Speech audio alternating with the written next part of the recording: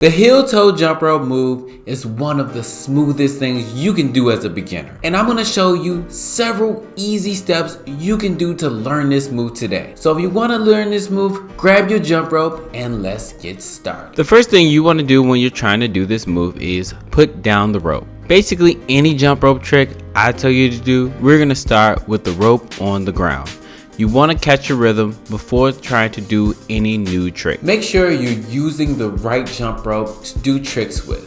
And if you're not sure about what jump rope that is, check out the link I have down below. I'll let you know what jump rope you should pick in any situation. After you get the rhythm, we're going to pick up the rope. First, you want to start by holding the jump rope handles in each hand with the rope behind you. With one foot, you're going to want to touch with your heel, and then you come back and then you touch with your toe, and heel and toe. And you speed up gradually as you get better with the move. Even without the jump rope, you can speed up just to mimic the movement.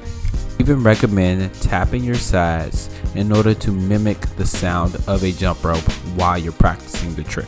Doing this move will help you master others, like heel, or even the jump rope shuffle, and even more. Some tips you should keep in mind. Start with small, slow taps and gradually increase the speed as you become more comfortable. Keep your knees slightly bent and your weight balanced over the balls of your feet. Keep your upper body relaxed and your arms close to your sides. Focus on maintaining a consistent rhythm, tapping your heels at the same pace as the jump rope. Sometimes jumping rope to music can help out even more. It can help you get a consistent rhythm because you're tapping to the beat. Rome wasn't built in a day. Do make sure you remain patient when trying this move.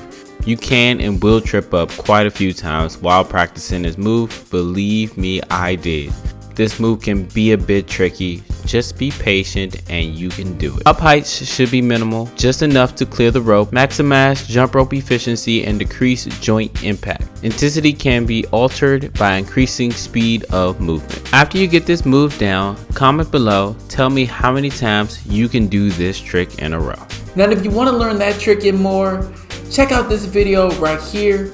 I'm sure it'll help you. And as always, just start. Worry about being perfect later. Peace.